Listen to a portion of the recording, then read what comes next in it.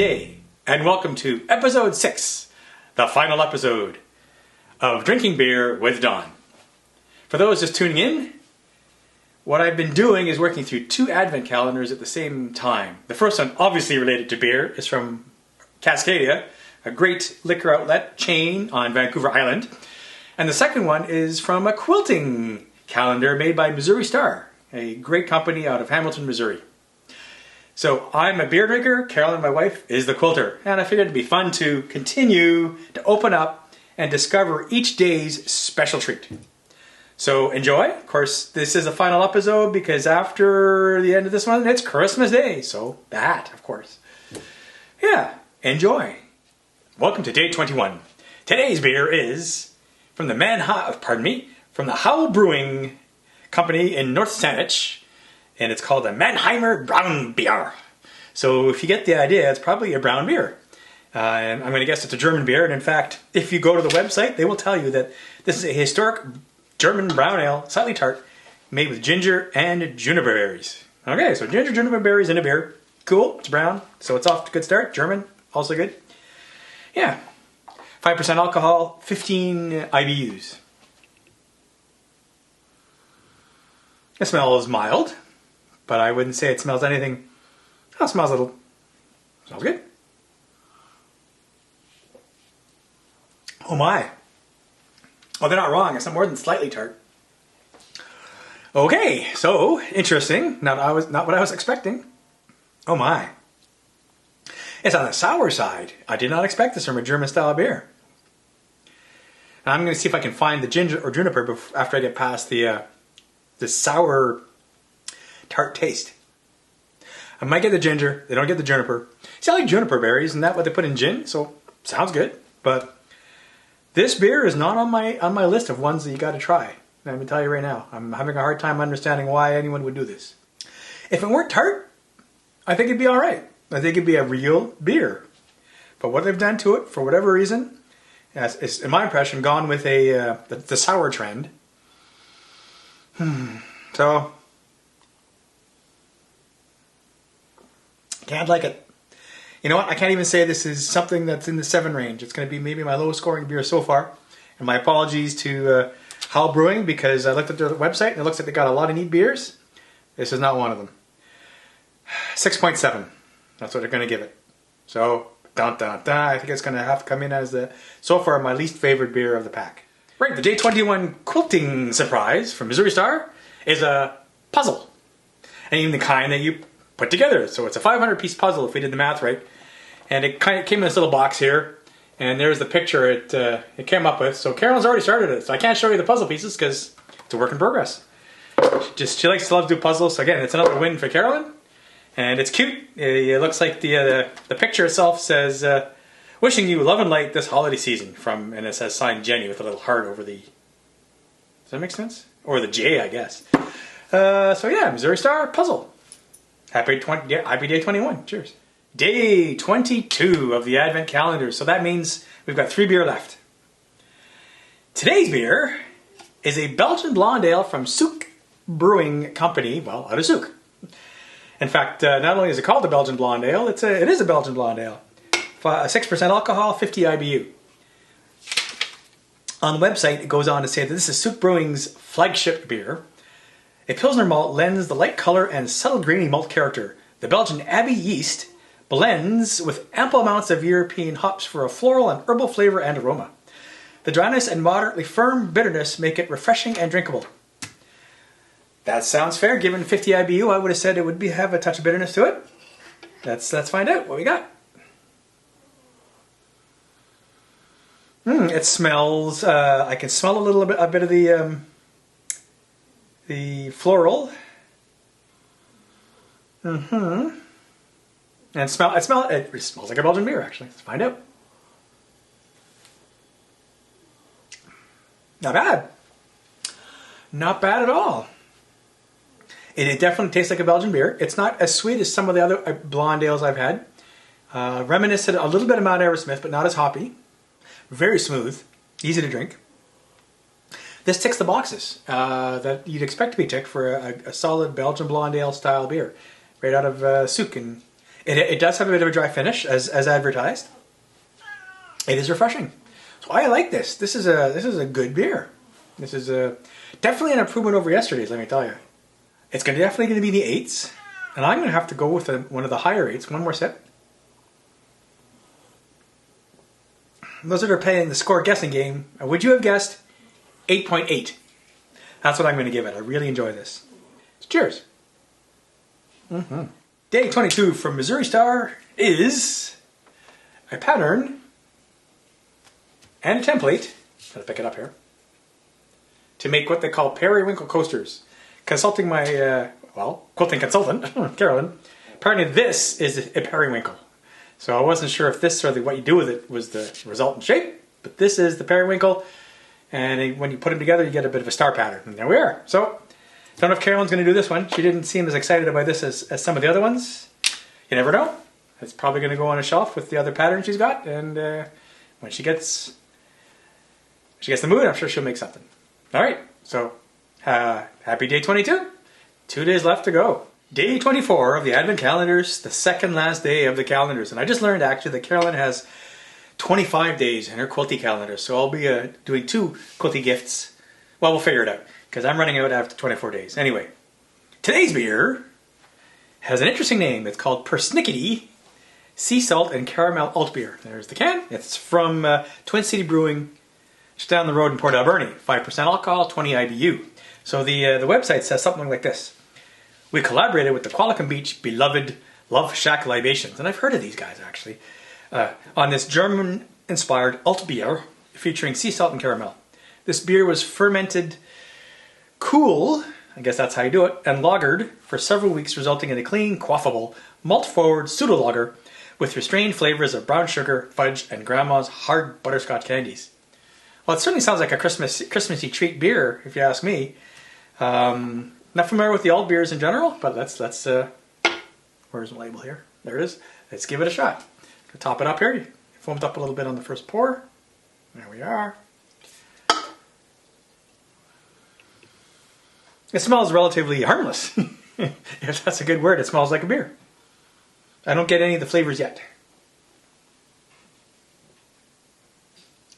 Oh, now I get them. It's actually a very mild beer. Not hoppy at all. I get the flavor that might be, with my eyes closed, I might say that might be German, just because maybe it's the type of malts and hops they use. It's quite nice. Again, I'm not really getting the sea salt and caramel yet. If it's there, it's just very subtle in the background to add a bit of flavor. Now I just got the caramel, third sip. Well, there may be a twinge of salt there. So the point is, very subtle flavors. And I guess they said restrained, so fair enough. My palate is not good enough to tell you that I'm getting fudge or butterscotch or anything like that. It's just a nice, reasonably well balanced beer that I could drink again. So it's a good beer. It's not a great beer. I enjoy it. It's either going to be low 7s or high 8s on the scores. 8.0. So I'll split the difference. I give this nice beer an 8.0. Cheers. Day 23, second last day of the Quilty Thing. Carolyn got something relatively mundane but useful. So functional, check. It's actually a rotary blade that goes into a rotary cutter. She didn't get this today. This is one of her rotary cutters. So what you do is you pop open take off the guard, and then you press down on fabric and cut it in nice straight lines. That's how you do it. And that's what she got. So she's happy. It's a win. She can always use these things. And this is it. Day 24, Christmas Eve, the last day of the Advent calendars. I just cracked open this beer, but before we get into it, let's have a look. This is from Category 12, one of my favorite breweries in Victoria, so maybe I'm already situating the estimate. These guys always do great beer. This one is called Tiramisu Pastry, and it's a stout. On the website and on the can it says luxuriate in the richness of this dark and inviting stout. 9 types of malt are melded with the decadent properties of Ethiopian coffee, cacao beans, cinnamon, brown sugar, and vanilla over an extended boil, culminating in a revelation of flavor. And there I could even get, just when I was cracking open the can and pouring it, I was saying, oh, that sounds pretty good. So let's have a sniff. Oh, did I mention it's 11.5% alcohol? This is going to be a 1 beer a day kind of thing. Oh yeah, I can smell the coffee. It smells rich. I smell chocolate. So it's already off to a really interesting and good start. You know I like my dark beer, so like I said, maybe it's already a foregone conclusion this is going to be amazing, but let's find out.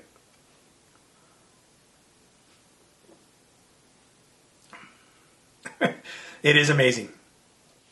Look at the color of the head. The beer is so dark, the foam itself is also brown. It is smooth, it is creamy, it is chocolatey, it is rich. You definitely get the coffee too. In fact, if this were in a coffee format, it would make a great cup of coffee. Let me tell you.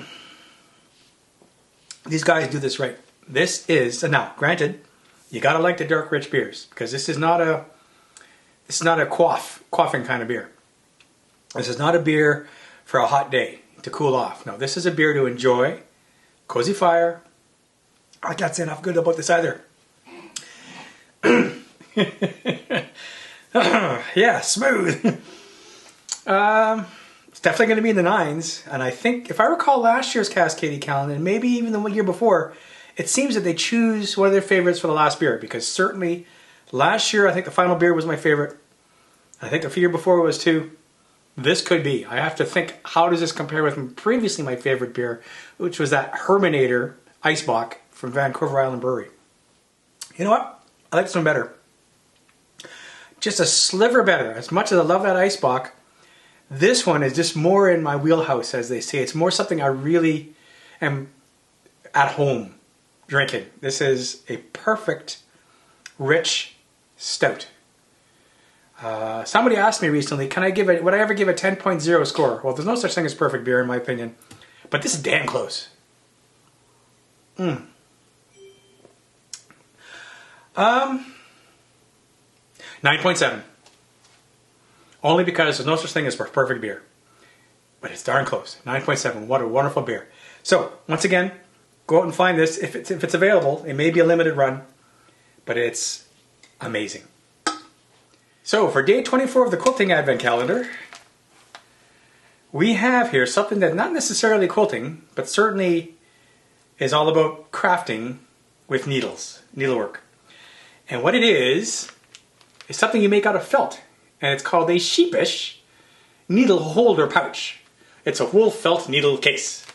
And it's got a cute little sheep as the design. And a really quick story. Many, many years ago, I was teaching first year artsman university math. And I don't know what got into my head, but I ended up illustrating a lot of math with these little sheep drawings. And I mean, it cracked me up. Students seemed to like it. And there was one student that went right to her head. She goes, sheep, sheep, sheep. It's always about sheep, sheep, sheep. So whenever I see a sheep, I think of that from over 30 years ago. Sheep, sheep, sheep. Anyway, enough of that. You guys have a great one. Cheers. Christmas Day, day 25 of the Missouri Star Advent Calendar. Because as you know, we've already wrapped up the beer calendar. But what Carolyn got today is very cool. It is a Missouri Star clock with this bamboo outside edge and a cute little set of little material stars, very much Missouri Star-ish, around the clock. And what I like about this clock is that it's smoothly running around. It's not tick, tick, ticking, so it's quiet. So that's a good thing. What's cool about the Missouri Star calendar, and I should have mentioned this before, is that two things. It is in great value for money, because Carolyn didn't actually spend that much on it. So if you add the value of all the things that were in that package, it's very good. She definitely came out way ahead. But quilting is not just about value. It's also about learning and being creative. And there are very many things in that package that Carolyn is going to take away and learn from. So that is a very beneficial Missouri Star calendar, and I know Carolyn has really enjoyed it. So here we have the recap, the summary of the Advent calendars for 2021. I got to give big thanks to both Cascadia and Missouri Star for putting together amazing calendars for beer and quilting stuff, respectively. Cascadia, your calendar rocked. Now here it is. Thoroughly enjoyed it, and I'll have a bit more on that in a bit. Missouri Star also had amazing things, and Carolyn really enjoyed per package. Cascadia, I got to thank you for choosing your beer all from Vancouver Island for this calendar. Of course, being a resident of Vancouver Island, I like to think we're a little different, a little special. And so were the beer. So are the beer from the island. It really highlights how good the beer is on Vancouver Island. And if anyone wants to visit the island and do a brewery tour, you could not go wrong. Here's a wee graphic to show where all those wonderful beer from the island came from. You can see that we had breweries throughout Vancouver Island, all the way from Campbell River, a little farther north, all the way down to Victoria. On the east coast, on the west coast, in the interior, it really shows how diverse and how prevalent the beer is on the island.